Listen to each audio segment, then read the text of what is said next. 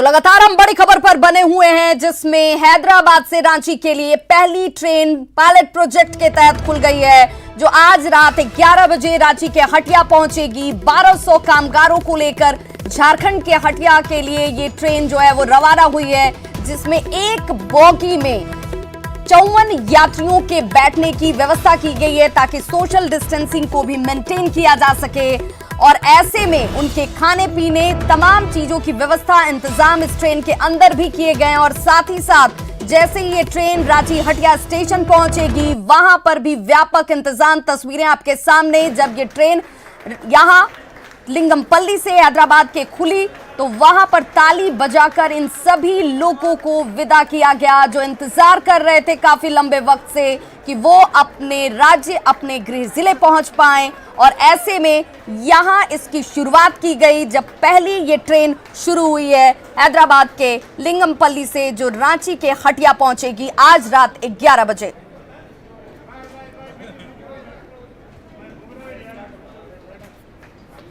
और हमारे साथ लगातार हमारे सहयोगी झारखंड संपादक संतोष कुमार, अमित कुमार पटना से और भुवन किशोर झा रांची हटिया स्टेशन से हमारे साथ जुड़े हुए हैं।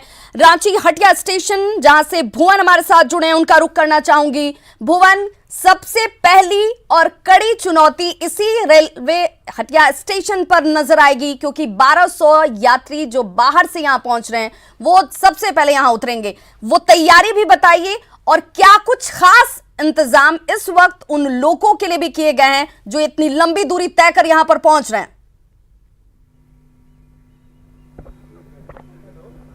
बिल्कुल विभा, यहाँ के लिए काफ़ी चुनौतीपूर्ण है। और आपको हम सबसे पहले यहाँ की तस्वीर दिखाना चाहेंगे, जो किस तरह से रेलवे और जिला प्रशासन ने तैयारियाँ कर रखी हैं।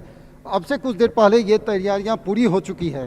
जो बैरिकेटिंग की जो व्यवस्था है वो पूरी की गई है, और जो सोशल डिस्टेंसिंग के माध्यम से ये जो प्लेटफॉर्म नंबर 1 जो आप देख रही हैं, उससे ये बाहर जो जैसे ही यात्री निकलते हैं तो इस हटिया स्टेशन के बाहर में बसेज लगी रहेंगी, जो कि अलग अलग ज़िलों के लिए निर्धारित की गई है।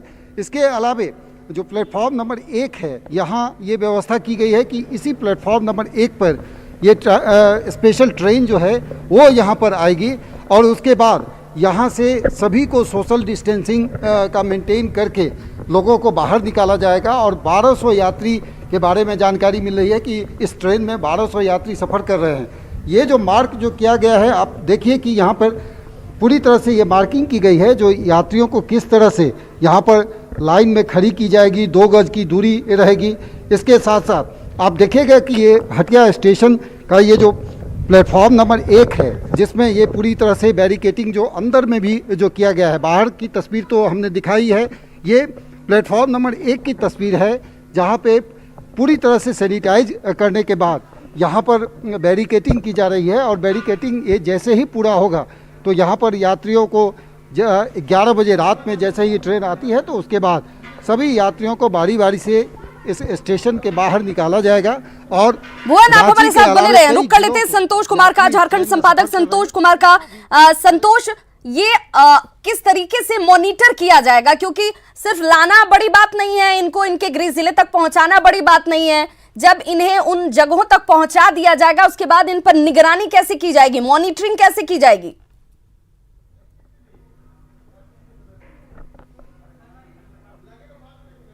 उम्मीद की ट्रेन आज यहां झारखंड पहुंच रही है, इसको लेकर अगर आप क्रेडिट देना चाहें तो राज्य सरकार को भी कि उन चिंताओं को देना पड़ेगा आपको, जिसके लिए राज्य सरकार ने लगातार यहां पर केंद्र सरकार से इस चिंता की तरफ आगाह किया था कि हम उतना सक्षम नहीं हैं, हमारे लिए ये व्यवस्था कीजिए। और राज्य सरकार की स्थिति को देखते हुए, राज्य सरकार की जो मांग थी लगातार केंद्र से, उसको देखते हुए केंद्र सरकार ने जो पहली ट्रेन जो चलाई है वो झारखंड के लिए चलाई है। तो यूं कह सकते हैं कि राज्य सरकार की चिंताओं को ध्यान में रखते हुए केंद्र सरकार ने जो पहला पायलट प्रोजेक्ट का स्टार्ट किया, वो पायलट प्रोजेक्ट आज वो पायलट ट्रेन आज रांची के हटिया पहुंच रही है। इसके बाद इन सब के लिए जो एक विशेष तैयारी की है, क्योंकि जो हमारी जानकारी मिल रही है, हमारे सूत्रों के मुताबिक मुख्यमंत्री को इस बात की जानकारी कल देर रात को दे दी गई थी। उन्होंने उसके आधार पे सुबह को अपने सारे अधिकारियों को अर्ली मॉर्निंग में इस बात की जानकारी दी कि आज पहली पायलट ट्रेन आ रही है और उसको लेकर तैयारी। उसके बाद सुबह 7 बजे के आसपास मुख्यमंत्री ने अपने सारे यहाँ के लोकल जो एडमिनिस्ट्रेशन है उनको जानकारी दी और 7 बजे के बाद से ये तैयारी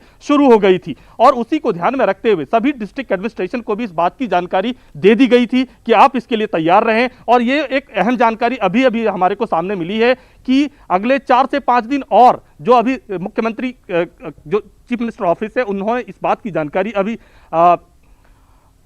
अनआधिकारिक तौर पर यह जानकारी मिली है अभी कि अगले 4 से 5 दिनों तक सभी अधिकारियों को अलर्ट रहने के लिए बोला है, ताकि अगर ऐसी दूसरी ट्रेनों जो अभी जानकारी नहीं है, पुख्ता जानकारी नहीं है इस बात की कि अभी और कौन सी ट्रेन आ रही है, लेकिन सबको अलर्ट रहने के लिए कहा गया है। तो ये उस कोशिश का ही ये नतीजा है कि आज पहली उम्मीद की ट्रेन आई है और आने के बाद ही जो लोकल एडमिनिस्ट्रेशन झारखंड की सरकार है यहाँ उन्होंने यह तैयारियां मुकम्मल की है। संतोष, ऐसे में ये बेहद महत्वपूर्ण हो जाता है क्योंकि ये सभी कामगार हैं, मजदूर हैं जो परेशानी झेल रहे थे, आर्थिक तौर पर भी रोजी रोटी तो नहीं है इस वक्त।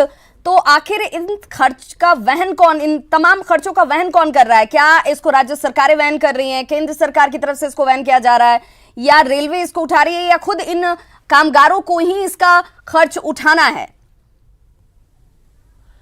देखिए, जब आपदा की ऐसी स्थिति आती है तो जो आपदा की स्थिति में ऐसा होता है कि आपको सीधा का सीधा ये प्राइम मिनिस्टर रिलीफ फंड की तरफ से ये सारे खर्च बयान किए जाते हैं। आपको याद होगा कि हाल कुछ समय पहले जब महाराष्ट्र में सूखा हुआ था, पानी की समस्या आई थी, तो रेलवे ने अपने गैलन से पानी की व्यवस्था वहां की थी। तो ऐसे में तब उसका खर्चा रेल मंत्रालय ने किया था, राहत कार्य की तरफ से ये किया गया था। तो वैसे ही आने की जो व्यवस्था है उसकी तो वो वहां से होगा सेंट्रल गवर्नमेंट की तरफ से, और यहां से जो जब उतरेंगे वो सारी तैयारी, वो सारे खर्च झारखंड सरकार की तरफ से उठाए जाएंगे। जी संतोष, ये 1200 लोग किन किन जिलों में जाने वाले हैं, उन जिलों की क्या कोई जानकारी मिल पा रही है?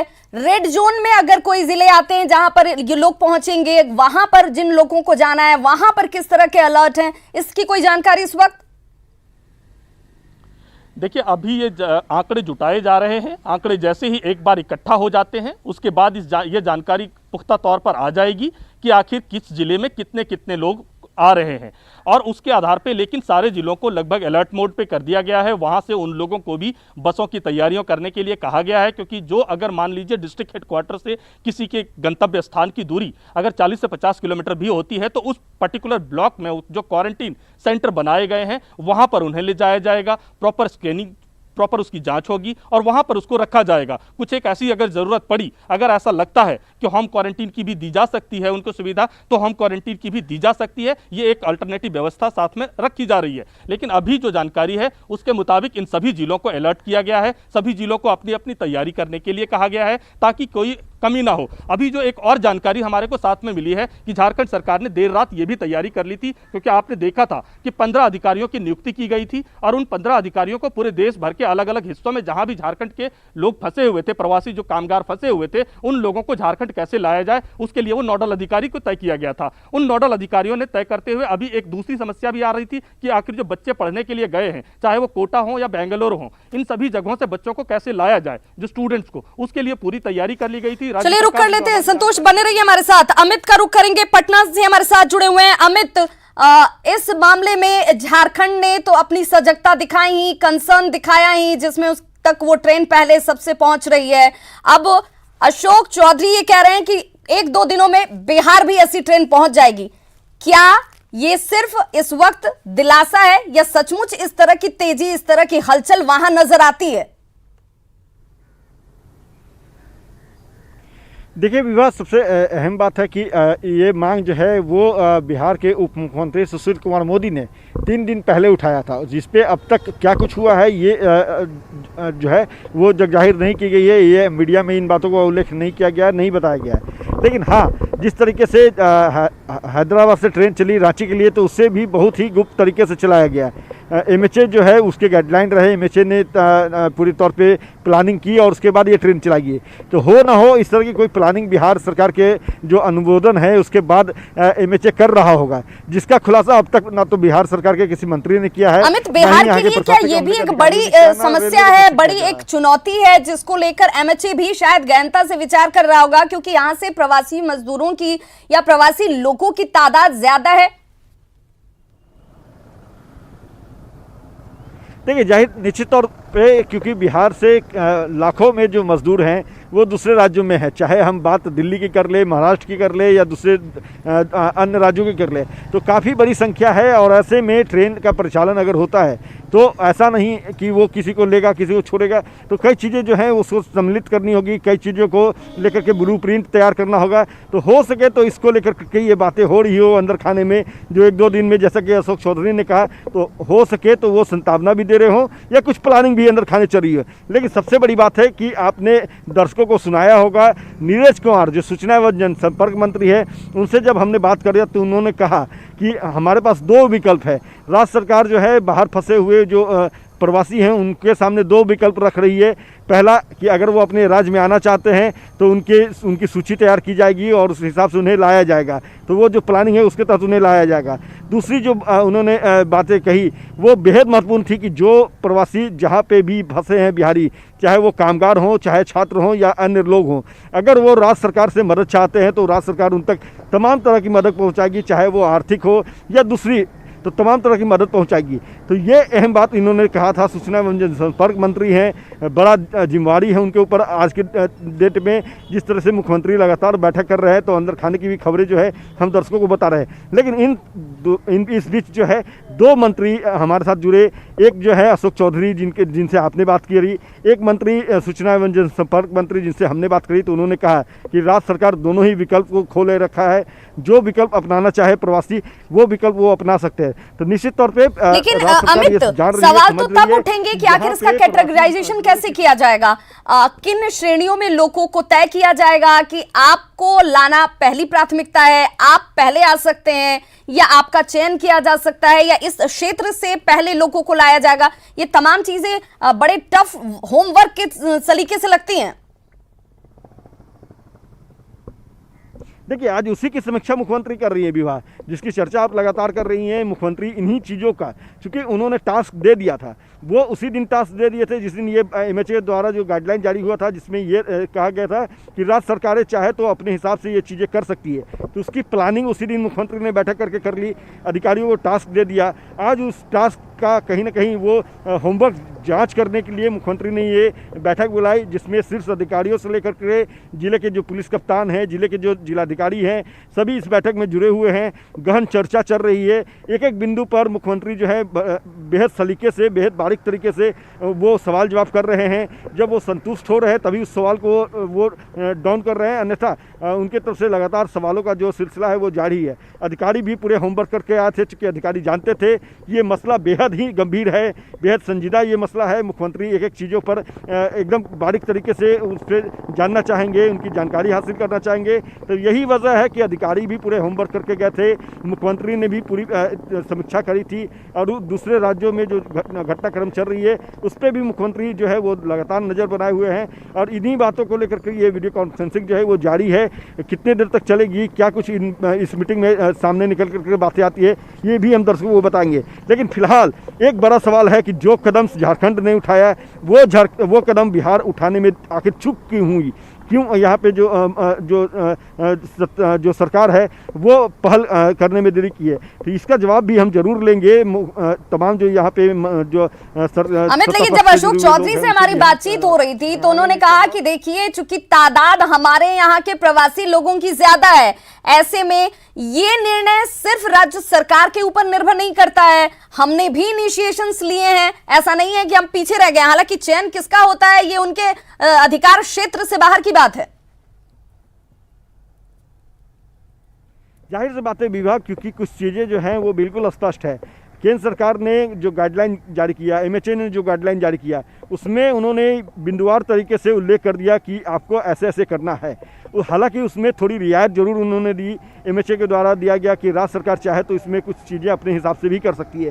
तो निश्चित तौर पे हर कुछ जो है वो राज्य सरकार के हाथ में नहीं है, उन्हें MHA का गाइडलाइन का अनुपालन करना ही है, हर हाल में करना है। और यही वजह है कि चूँकि जनसंख्या यहाँ के मजदूरों की ज़्यादा है, जो छात्र छात्राएँ दूसरे राज्य में फंसे हुए हैं उनकी जनसंख्या ज़्यादा है, आम लोग जो हैं वो भी उनकी तादाद काफ़ी ज़्यादा है। तो जाहिर सी बात है कि यहाँ पे पूरी प्लानिंग करनी होगी। ऐसा नहीं कि एक लोगों को ले आए, यहाँ लाने के बाद बॉर्डर पे उनका। चलिए, बहुत बहुत शुक्रिया अमित आपका भी, संतोष कुमार आपका भी, और भुवन किशोर झा आपका भी हमारे साथ जुड़ने के लिए। तो इस वक्त सबकी निगाहें इसी बात पर, क्योंकि केंद्र स्तर पर भी इस वक्त गहन मंथन चल रहा है। प्रधानमंत्री की अध्यक्षता में चर्चाएं चल रही हैं। बिहार में मुख्यमंत्री वीडियो कॉन्फ्रेंसिंग के जरिए चर्चा कर रहे हैं, और अब ये देखना होगा कि बिहार के लोगों को ये आश्वस्त सरकार कब तक कर पाती है कि आपकी भी बहुत जल्द अपने देश में, अपने प्रदेश में, अपने जिले में वापसी हो पाएगी। रुक करेंगे दूसरी बड़ी खबर का। जन अधिकार पार्टी के अध्यक्ष पप्पू यादव ने एक बार फिर बाहर फंसे बिहार के लोगों को वापस बुलाने का मुद्दा उठाया है। पप्पू यादव ने कहा कि जब तेलंगाना से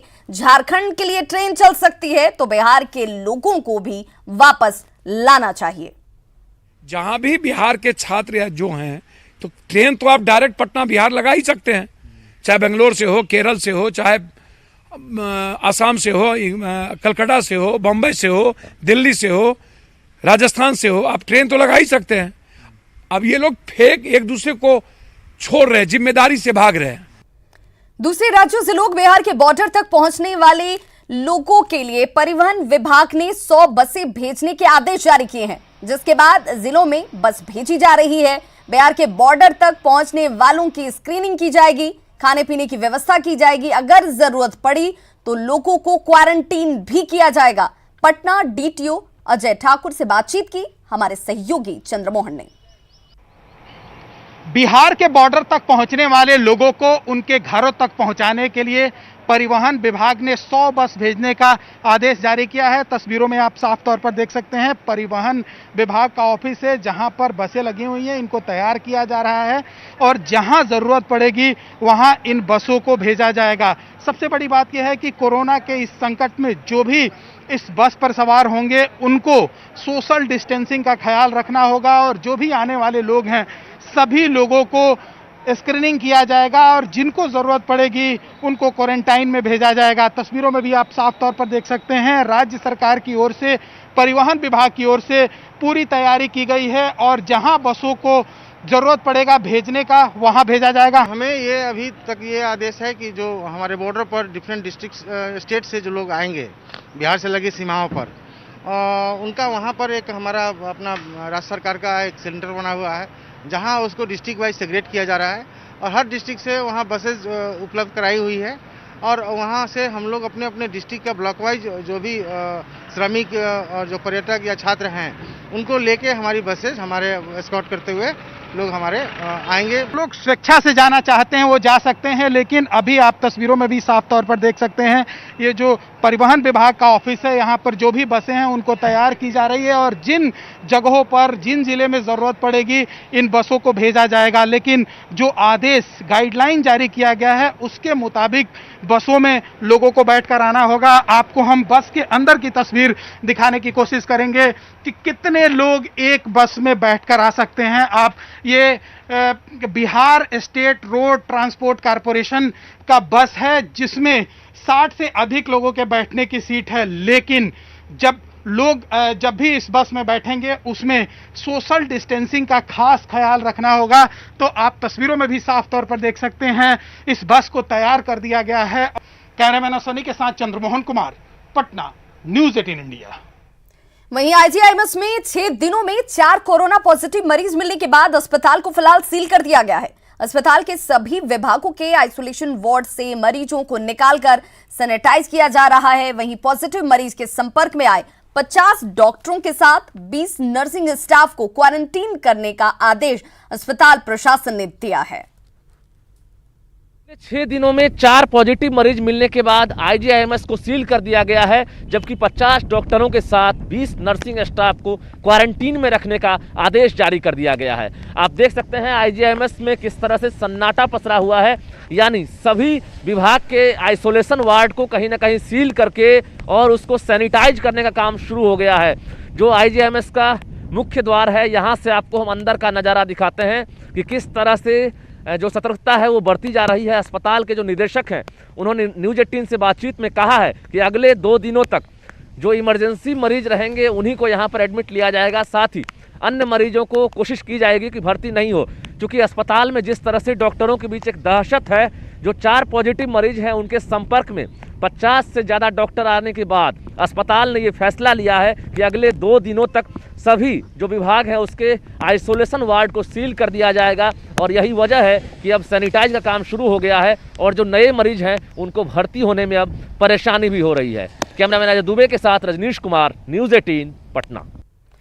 वहीं सीआरपीएफ के कमान संभालने के बाद रांची के हिंदपीढ़ी में हालत पहले से बदलने लगी है। रांची रेड जोन में है और ऐसे में कोरोना बंदी की सख्ती से पालन कराया जाए, इसके लिए सीआरपीएफ की तैनाती की गई है। सीआरपीएफ के जवान न सिर्फ सख्ती से लॉकडाउन का पालन करा रहे हैं, बल्कि हिंदपीढ़ी के लोगों को जरूरी सामान भी मुहैया कराया जा रहा है। जायजा लिया संवाददाता भुवन किशोर झा ने।